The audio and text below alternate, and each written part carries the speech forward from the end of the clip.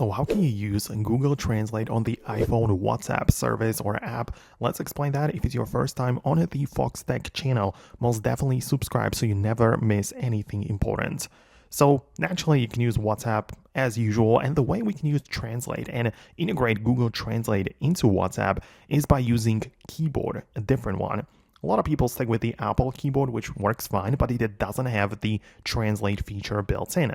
So instead, or in addition to Apple keyboard, you can download different one from the App Store. I recommend you to get the Gboard from Google.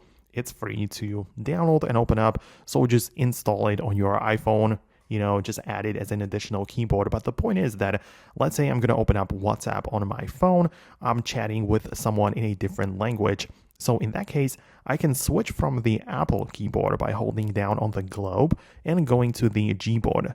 And in this one, as you can see, has multiple different features built into it. And you can tap on a translate and you can literally type something in, like, like a random phrase, right in your original language, and just click on translate and it will paste it into the actual text field where you're typing the regular message, but in that different language.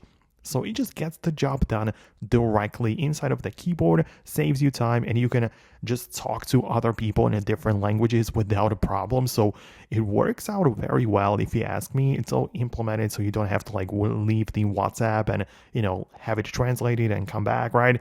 It just gets the job done inside and instantly. So let me know if you managed to make it work. Thanks a lot for watching and your support, and I'll see you later in the upcoming videos as well. That is if you subscribe, so do that, and I'll see you then.